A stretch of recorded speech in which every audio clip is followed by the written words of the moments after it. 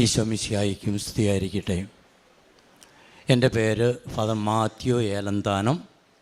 ഞാൻ കരീഷ്യൻ സഭാംഗമാണ്. ഇപ്പോൾ ബാംഗ്ലൂരിൽ നോയിഷറ്റ് ഹൗസിൽ ശുശ്രൂഷ ചെയ്യുന്നു. ഏതാണ്ട് 31 വർഷം ഞാൻ ആന്ധ്രാപ്രദേശിൽ ജോലി ചെയ്തിരുന്നു. അതിനുശേഷം 6 വർഷം ബാംഗ്ലൂരിൽ ജോലി ചെയ്യുന്നു. ഞാൻ ഉടമ്പടി എടുക്കുവാൻ കാരണം, ആദ്യം ഉടമ്പടി എടുക്കുന്നത് 2023 ജൂലൈ മാസം 13-ാം തീയതിയാണ്. അതിന് മുൻപ് 2019 എനിക്കൊരു മോട്ടോർ സൈക്കിൾ ആക്സിഡൻ്റ് ഉണ്ടാവുകയും എൻ്റെ വലതുകാല് 3 സ്ഥലത്ത് ഒടിയുകയും അതിനുശേഷം അത് സെപ്റ്റിക് ആവുകയും ഡോക്ടർ പറഞ്ഞു കാല് ആംപിറ്റ്യൂട്ട് ചെയ്യണം, മുറിച്ച് കളയണമെന്ന് പറഞ്ഞു. ആ സമയത്ത് 38 ദിവസം ഞാൻ ഹോസ്പിറ്റലിലായിരുന്നു. ആ സമയത്ത് ജോസഫ് അച്ഛൻ്റെ ധ്യാനത്തിൽ കൂടുകയും യൂട്യൂബിലേക്ക് കൂടുകയും അതിനുശേഷം ഈ സാക്ഷ്യങ്ങളെല്ലാം കേൾക്കുകയും ചെയ്യുമായിരുന്നു. അപ്പോൾ ഞാനൊരു പ്രാർത്ഥനയായിട്ട് മാതാവിനോട് പറയാറുന്നു, മാതാവേ എൻ്റെ കാല് മുറിച്ച് മാറ്റാൻ അങ്ങ് അനുവദിക്കരുത് എന്ന്. എൻ്റെ പ്രാർത്ഥന മാതാവ് കേട്ടു. അതിനുശേഷം എനിക്കിവിടെ വരണമെന്നുണ്ടായിരുന്നു, പക്ഷേ എനിക്ക് സാധിച്ചില്ല. അതിനുശേഷം 2023 ജൂൺ മാസം 5-ാം തീയതി എനിക്ക് ഭയങ്കരമായിട്ട് വയറുവേദന ഉണ്ടാവുകയും ബാംഗ്ലൂർ സെൻറ്റ് ജോൺസ് മെഡിക്കൽ കോളേജിൽ 20 ദിവസം അഡ്മിറ്റ് ആവുകയും ചെയ്തു. വയറുവേദന കുറഞ്ഞു കഴിഞ്ഞപ്പോൾ എൻ്റെ ഹീമോഗ്ലോബിൻ വളരെ താഴെയാവുകയും 6.4 വരെ ആവുകയും ചെയ്തു. അപ്പോൾ ഡോക്ടേഴ്സ് പെട്ടെന്ന് ബ്ലഡ് ട്രാൻസ്ഫ്യൂഷൻ നൽകുകയും അതിനുശേഷം ഡോക്ടർ പറഞ്ഞു 6 വരികയാണെങ്കിൽ കോമയിലേക്ക് പോകാനുള്ള സാധ്യതയുണ്ട്, അതുകൊണ്ട് വളരെ ജാഗ്രതയായിരിക്കണമെന്നും. അതിനുശേഷം എല്ലാ ടെസ്റ്റുകളും അവർ ചെയ്തെങ്കിലും എന്തുകൊണ്ടാണ് എൻ്റെ ഹീമോഗ്ലോബിൻ കുറഞ്ഞു പോകുന്നതെന്ന് മനസ്സിലാക്കാൻ സാധിക്കുന്നില്ല. എല്ലാ ടെസ്റ്റുകളും ചെയ്തു, എല്ലാം നോർമൽ. അതിനുശേഷം 20 ദിവസം കഴിഞ്ഞ് ഡോക്ടർ എന്നെ ഡിസ്ചാർജ് ചെയ്തിട്ട് പറഞ്ഞു 2 ദിവസം കഴിഞ്ഞ് വരിക, നമുക്ക് ബോൺ മാറോ ചെയ്ത് നോക്കാം. അതിലൂടെ ഈ റെഡ് ബ്ലഡ് സെൽസ് എങ്ങനെ നശിക്കുന്നു എന്ന് കണ്ടുപിടിക്കാൻ സാധിക്കുമായിരിക്കാം. ഒരു പക്ഷേ ക്യാൻസറിൻ്റെ എന്തെങ്കിലും ആരംഭം ഉണ്ടായിരിക്കാം എന്നാണ് ഡോക്ടർ അപ്പോൾ പറയാനിടയായത്. ആ 2 ദിവസം കഴിഞ്ഞിട്ട് ഇപ്പോൾ ഡോക്ടർ പറഞ്ഞു 2 ദിവസം കൂടെ നിങ്ങൾ വെയിറ്റ് ചെയ്യുക. അപ്പോഴും എല്ലാ ദിവസവും 2 പോയിൻ്റ് വെച്ച് കുറഞ്ഞുകൊണ്ടിരിക്കുകയാണ് ഹീമോഗ്ലോബിൻ. അതിനുശേഷം ഞാൻ ചെല്ലേണ്ട ദിവസം വന്നു കഴിഞ്ഞപ്പോഴേക്കും എൻ്റെ അമ്മയ്ക്ക് അസുഖമാവുകയും ഞാൻ പെട്ടെന്ന് വീട്ടിൽ പോവുകയും ചെയ്തു. വീട്ടിൽ ചെന്ന് ജൂലൈ 3-ാം തീയതി എൻ്റെ അമ്മ മരിക്കുകയും അതിനുശേഷം ഒരു സെക്കൻഡ് ഒപ്പീനിയൻസിന് വേണ്ടി കോട്ടയം കാരിതാസ് ഹോസ്പിറ്റലിൽ ഞാൻ അഡ്മിറ്റ് ആവുകയും 5 ദിവസം അവിടെ കിടക്കുകയും അപ്പോൾ ഡോക്ടേഴ്സ് പറഞ്ഞു എന്തുകൊണ്ടാണെന്നുള്ള കാരണം ഞങ്ങൾ കണ്ടുപിടിക്കാം എന്ന് പറയുകയുണ്ടായി. പക്ഷേ 5-ാം ദിവസം ഡോക്ടർ പറയുകയാണ് എല്ലാം നോർമലാണ്, എവിടെയും ഈ ബ്ലഡ് ലീക്ക് ആവുന്നതായിട്ടൊന്നും കാണുന്നില്ല, അതുകൊണ്ട് എന്താണ് കാരണമെന്ന് ഞങ്ങൾക്ക് മനസ്സിലാക്കാൻ സാധിക്കുന്നില്ല, അതുകൊണ്ട് ബാംഗ്ലൂർ തിരിച്ചു പോകുമ്പോൾ അവിടെ വെച്ച് ഉടൻ തന്നെ ബോൺ മാറോ ചെയ്യുക എന്ന് അദ്ദേഹം നിർദ്ദേശിക്കുകയും ചെയ്തു. അതിനുശേഷം ഞാൻ ഡിസ്ചാർജായി വീട്ടിലേക്ക് പോരുന്ന വഴിക്ക് എൻ്റെ അനിയൻ ജോസ് ചോദിച്ചു, അച്ഛന് എൻ്റെ കൂടെ നാളെ കൃപാസനത്തിൽ വരാൻ സാധിക്കുമോ എന്ന്. എനിക്ക് കാര്യമായിട്ടുള്ള വിശ്വാസമൊന്നുമില്ലായിരുന്നു. കാരണം എന്താണെന്ന് ചോദിച്ചു കഴിഞ്ഞാൽ കൃപാസനത്തെപ്പറ്റി പലപ്പോഴും നെഗറ്റീവായിട്ട് ഞാൻ കേട്ടിട്ടുണ്ടായിരുന്നു. ഇതൊരു ഫ്രോഡാണ്. അതുപോലെ തന്നെ പലരും പറയുമായിരുന്നു അവിടെ നടക്കുന്നതെല്ലാം ഈ സാക്ഷ്യങ്ങളും എല്ലാം ഫ്രോഡാണ്, വെറുതെ പറയുന്നതാണ് എന്ന്. പക്ഷേ അനിയൻ ചോദിച്ചു കഴിഞ്ഞപ്പോൾ ഞാൻ ഒരു മടിയും കൂടാതെ പറഞ്ഞു ഞാൻ പോരാമെന്ന്. അങ്ങനെ ജൂലൈ മാസം 13-ാം തീയതി ഞാൻ ഇവിടെ വരികയും ഞാൻ ഉടമ്പടി എടുക്കുകയും ചെയ്തു. ഉടമ്പടി എടുക്കുന്നതിന് മുൻപ് 1-ാം നിലയിലെ റൂമിലേക്ക് പോകുമ്പോഴേക്കും എൻ്റെ മനസ്സിലുണ്ടായിരുന്ന ഒരു ഡൗട്ട് എന്താണെന്ന് ചോദിച്ചു കഴിഞ്ഞാൽ ഇതായിരുന്നു, ഈ ഉടമ്പടി എടുക്കുന്നത് ദൈവവും മനുഷ്യനും തമ്മിലാണ്. പിന്നെ എന്തുകൊണ്ടാണ് ഈ മരിയൻ ഉടമ്പടി എന്ന് പറയുന്നത് അത് എനിക്കൊരു വലിയ ഡൗട്ടായിരുന്നു, ഒരു സംശയമായിരുന്നു.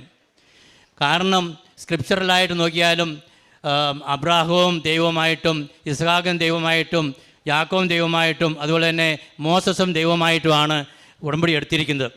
പിന്നെ എന്തുകൊണ്ടാണ് മരിയൻ ഉടമ്പടി എന്ന് പറയുന്നത്?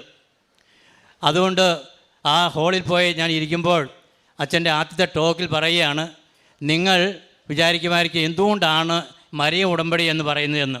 നിങ്ങൾ മാതാവുമായിട്ടല്ല ഉടമ്പടി നടത്തുന്നത്, നിങ്ങൾ ദൈവവുമായിട്ടാണ് ഉടമ്പടി നടത്തുന്നത്. മാതാവ് നിങ്ങൾക്ക് വേണ്ടി മധ്യസ്ഥം വഹിക്കുക മാത്രമാണ് ചെയ്യുന്നത്. അതുകൊണ്ട് ദൈവവുമായിട്ടുള്ള ഒരു ഉടമ്പടിയാണ് നിങ്ങൾ നടത്താൻ പോകുന്നതെന്ന്. ഇത് കേട്ടപ്പോൾ എൻ്റെ സംശയങ്ങളെല്ലാം ആ നിമിഷത്തിൽ മാറുകയും അപ്പോൾ മുതൽ എനിക്ക് ഉള്ളുരുകി പ്രാർത്ഥിക്കുവാനുള്ള ഒരു അനുഗ്രഹം ദൈവം നൽകുകയും ചെയ്തു. അന്ന് ഉടമ്പടി എടുത്തതിന് ശേഷം നേരെ വീട്ടിൽ പോയി പിറ്റേ ദിവസം രാവിലെ ഇൻ്റർസിറ്റി എക്സ്പ്രസ്സിന് ഞാൻ ബാംഗ്ലൂർക്ക് പോയി. അപ്പോൾ ഇവിടെ ഉടമ്പടി എടുക്കാൻ വന്ന ദിവസവും അതുപോലെ തന്നെ ബാംഗ്ലൂർക്ക് പോയ ദിവസം 2 ദിവസം മാത്രം ഞാൻ ബ്ലഡ് ടെസ്റ്റ് ചെയ്തില്ല.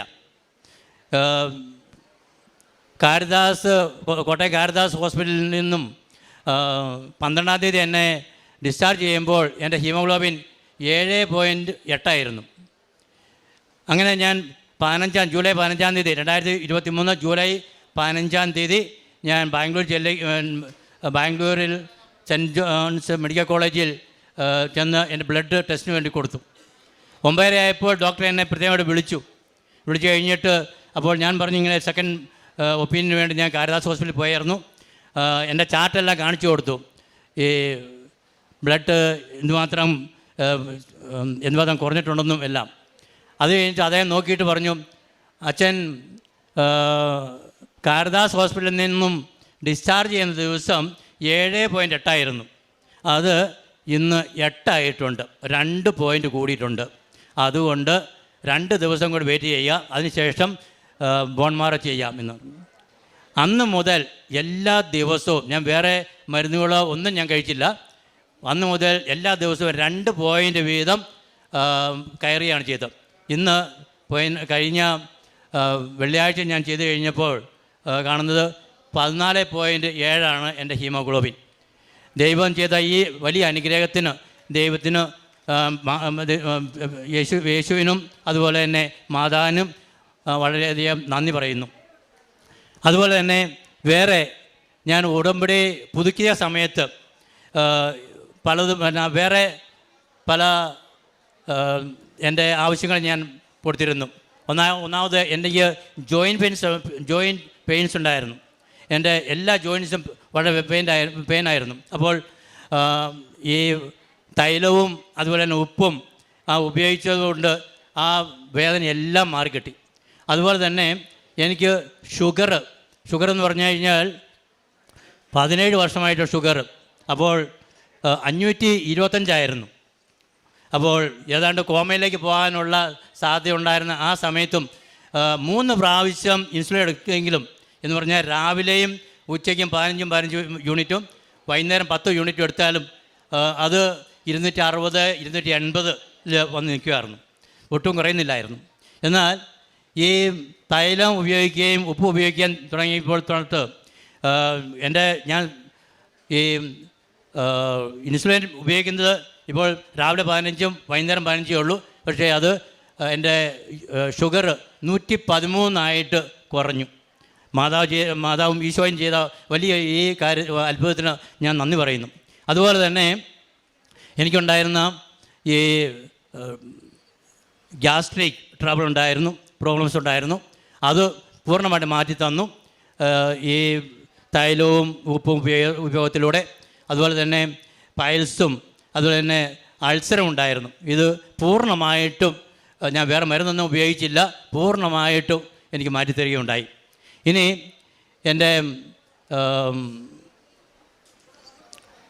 ഞാൻ നടത്തിയ ഓരോ കാരുണ്യ പ്രവർത്തികളെ പറ്റി പറയുകയാണെങ്കിൽ, ബാംഗ്ലൂരിൽ വെച്ച് എല്ലാ ആഴ്ചയിലും ഒരു പ്രാവശ്യമെങ്കിലും അവിടെ mentally retarded and physically handicapped ചിൽഡ്രനുണ്ട്. അവരുടെ അടുത്ത് പോവുകയും അവരെ ഫീഡിങ് ചെയ്യുകയും അവർക്ക് ഭക്ഷണം കഴിക്കാൻ സാധിക്കുകയില്ല. അപ്പോൾ നേരെ അവരുടെ വായിൽ നമ്മൾ സ്പൂണുകൾ വെച്ച് കൊടുക്കണം. അങ്ങനെ നടത്തി കൊടുക്കുകയും അതിലൂടെ അവരെ കാണുമ്പോൾ എനിക്ക് തോന്നുന്ന ഒരേ ഒരു അനുഭവം എന്താണെന്ന് ചോദിച്ചാൽ ഈശോയെ കാണുന്ന പോലെ എനിക്ക് തോന്നുന്നത്. ഒരു ദിവസം ഒരു കുട്ടി, ഞാൻ കൊടുത്തുകൊണ്ടിരുന്ന ആ കുട്ടി എന്തുകൊണ്ടോ വെള്ളം വേണമെന്ന് പറഞ്ഞു. ഗ്ലാസ് വെള്ളം കുടിച്ചു കഴിഞ്ഞ് പകുതി കുടിച്ചതിന് ശേഷം നേരെ എൻ്റെ മുഖത്തേക്ക് അങ്ങ് ഒഴിച്ചു. പക്ഷേ എനിക്കൊരു ബുദ്ധിമുട്ടും തോന്നിയില്ല. ഞാൻ അപ്പോഴേ എൻ്റെ ഓർമ്മ വന്നത് ഉണ്ണീശോ ചെയ്യുന്ന പ്രവൃത്തിയായിട്ട് എനിക്ക് തോന്നി. അത് ആ കുട്ടിയുടെ മുഖത്തേക്ക് നോക്കിയപ്പോൾ ഞാൻ ഒന്ന് പുഞ്ചിരിച്ച് കഴിഞ്ഞപ്പോഴും ആ കുഞ്ഞിൻ്റെ വലത്തുകരവും സൈഡ് മുഴുവൻ പാരലൈസ്ഡാണ്. അതുപോലെ തന്നെ ഇടത് കൈ മാത്രമേ ഉള്ളൂ. അപ്പോൾ ആ കുട്ടി എൻ്റെ മുഖത്തേക്ക് നോക്കിയിട്ട് നേരെ മുഖം കുനിച്ചിരുന്നു. അതിനുശേഷം ആ കുട്ടി എപ്പോൾ ചെന്ന് കഴിഞ്ഞാലും പിന്നീട് ഒരിക്കലും ഞാൻ ചെന്ന് കഴിഞ്ഞാൽ അന്നേരം പറയും എനിക്ക് ചോറ് തരണം എന്ന് പറഞ്ഞുകൊണ്ട് പറയാൻ സാധിക്കുകയില്ല, എന്നാലും കാണിച്ചു കഴിഞ്ഞ് എന്നെക്കുറിച്ച് മേടിപ്പിക്കായിരുന്നു. അതുപോലെ തന്നെ ഈ ആകാശപ്പറവുകളുടെ സെൻറ്ററിൽ പോവുകയും അവരെ വിസിറ്റ് ചെയ്യുകയും അവരുമായി കുറച്ച് സമയം ചിലവഴിക്കുകയും ചെയ്യാറുണ്ട്.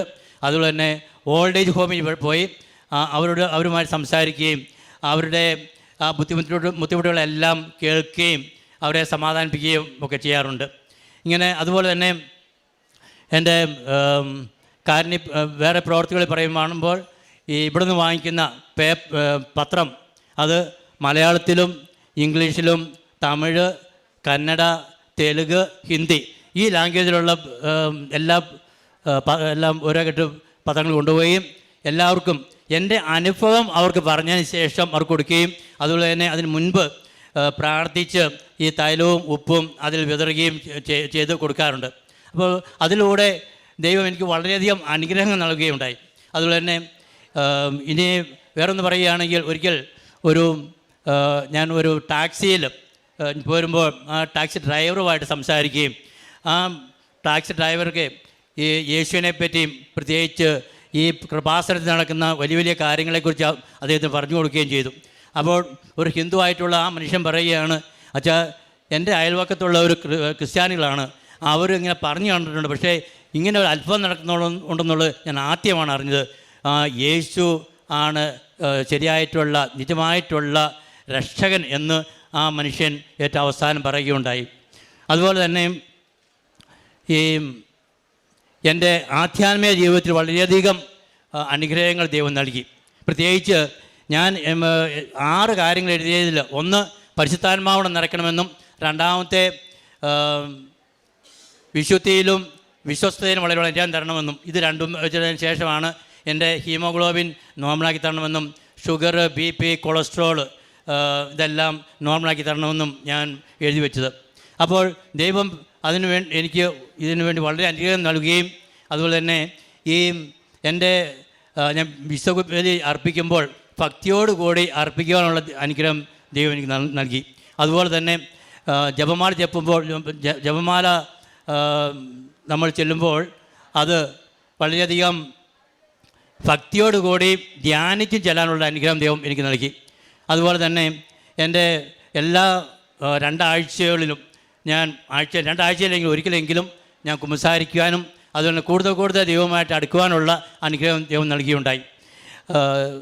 ഇങ്ങനെ എൻ്റെ ആധ്യാത്മിക ജീവിതത്തിൽ അതുപോലെ തന്നെ ബൈബിൾ വായനയിലും എല്ലാ ദിവസവും ബൈബിൾ വായിക്കുക, ജപമാല ചെല്ലുക, അതിനുശേഷം മാത്രമേ ഞാൻ ഉറങ്ങുകയുള്ളൂ. അപ്പോൾ ആ വിധത്തിൽ എൻ്റെ ആധ്യാത്മിക ജീവിതത്തിൽ വളരെയധികം അനുഗ്രഹമാണ് ദൈവം എനിക്ക് നൽകിയിരിക്കുന്നത്. ഈ അനുഗ്രഹങ്ങളെല്ലാം നൽകിയ പരിശുദ്ധ അമ്മയ്ക്കും തിരുകുമാരനും കോടാനുകോടി നന്ദി അർപ്പിച്ചുകൊള്ളുന്നു. ലൂക്കായുടെ വിശുദ്ധ സുവിശേഷം 1-ാം അധ്യായത്തിൽ ശക്തന്മാരെ സിംഹാസനത്തിൽ നിന്ന് മറിച്ചിട്ടു, എളിയവരെ ഉയർത്തി, വിശക്കുന്നവരെ വിശിഷ്ട വിഭവങ്ങൾ കൊണ്ട് സംതൃപ്തരാക്കി, സമ്പന്നരെ വെറും കൈയോടെ പറഞ്ഞയച്ചു. തിരുവചനം നമ്മോട് അരുളി ചെയ്യുമ്പോൾ ഇന്ന് ബഹുമാനപ്പെട്ട മാത്യു അച്ഛൻ എങ്ങനെയാണ് തനിക്ക് 6.4 ഹീമോഗ്ലോബിൻ 14.7 വരെയായി ഉയർന്നത്. അതിൻ്റെ ഓരോ കാരണങ്ങളൊക്കെ ഇവിടെ വ്യക്തമായിട്ട് പറഞ്ഞതാണ്. അത് തനിക്ക് ബോൺമാരോ പറഞ്ഞിരുന്നതാണ്. റെഡ് ബ്ലഡ് സെൽസ് എന്തുകൊണ്ട് നശിക്കുന്നു, ഇതിൻ്റെ കാരണങ്ങളൊന്നും അറിയില്ല, ഡോക്ടേഴ്സിന് കണ്ടുപിടിക്കാൻ കഴിഞ്ഞിട്ടില്ല. എന്നാൽ ഉടമ്പടി താൻ എടുക്കുന്നതിന് മുൻപ് തന്നെ എങ്ങനെ പരിശുദ്ധ അമ്മ തൻ്റെ ജീവിതത്തിൽ പ്രവർത്തിക്കുവാൻ ഇടയായി എന്ന് ഒരു അനുഭവം പറഞ്ഞുകൊണ്ട് തന്നെയാണ് ബഹുമാനപ്പെട്ട അച്ഛൻ തുടങ്ങുന്നത്. തൻ്റെ കാല് ആംപുട്ടേറ്റ് ചെയ്യണം എന്ന് പറയുന്ന ഒരവസ്ഥയിൽ നിന്ന് ഇന്ന് സ്വയം തൻ്റെ കാലിൽ നടന്ന് ഇവിടെ വന്നാണ് അച്ഛൻ ഈ സാക്ഷ്യങ്ങൾ പങ്കുവയ്ക്കുക. അന്ന് ബഹുമാനപ്പെട്ട വി പി ജോസഫ് അച്ഛൻ്റെ ഉടമ്പടി ധ്യാനങ്ങൾ, സാക്ഷ്യങ്ങൾ ഇതുമാത്രം താൻ കേട്ടുകൊണ്ടിരുന്നു ഹോസ്പിറ്റൽ കിടക്കയിൽ. അങ്ങനെ തനിക്ക് ആ ഒരു വലിയ പ്രതിസന്ധിയിൽ നിന്ന് തനിക്ക് തരണം ചെയ്യുവാനായിട്ട് തനിക്ക് അങ്ങനെയാണ് കഴിഞ്ഞത്. അത് ഓർമ്മയുണ്ടെങ്കിലും ഉടമ്പടി എടുക്കുന്നതിനോട് അത്ര താല്പര്യം തോന്നിയില്ല. എന്നാൽ പിന്നീട് ഇവിടെ വന്ന് ഉടമ്പടി എടുക്കുന്നതും തൻ്റെ മറ്റ് രോഗസൗഖ്യങ്ങളും, കൊളസ്ട്രോള്, BP, ഷുഗർ, ഇങ്ങനെ ഓരോന്നുമൊക്കെ അച്ഛൻ എങ്ങനെയാണ് അതെല്ലാം നോർമലായത്, തൻ്റെ ജീവിതത്തിന് വ്യക്തമായ ബോധ്യങ്ങൾ എങ്ങനെയുണ്ടായി.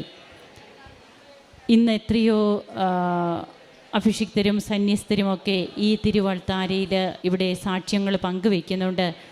തങ്ങളുടെ ജീവിതത്തിൽ തങ്ങൾക്കുണ്ടായിരുന്ന മിസ്കൺസെപ്ഷൻ എന്താണ് മരിയൻ ഉടമ്പടി, അത് തങ്ങൾക്ക് ആ കാർമേഘം മാറിയിട്ട് എങ്ങനെയാണ് മഞ്ഞുരുകുന്നത് പോലെ അമ്മയുടെ സാന്നിധ്യം ജീവിതത്തിലുണ്ടാകുന്നതെന്നും ശക്തന്മാരെ സിംഹാസനത്തിൽ നിന്ന് മറിച്ചിട്ട് എളിയവരെ ഉയർത്തുന്ന ആ പരിശുദ്ധ അമ്മയുടെ സ്തോത്രഗീതത്തിലെ ദൈവികമായ ജ്ഞാനം, അതുകൊണ്ട് ഇന്ന് പല മക്കളും നിറയുന്നതും അങ്ങനെ പരിശുദ്ധ അമ്മയുടെ മധ്യസ്ഥതയിൽ തങ്ങൾ ചെയ്യുന്ന ഉടമ്പടി ദൈവത്തോടാണെന്നും ഇന്ന് കൂടുതൽ തൻ്റെ ജീവിതത്തെ വിശുദ്ധിയിലും അതുപോലെ തന്നെ വിശ്വസ്തതയിലും മുമ്പോട്ട് കൊണ്ടുപോകാനായിട്ട് ബഹുമാനപ്പെട്ട അച്ഛന് കഴിയുന്നു.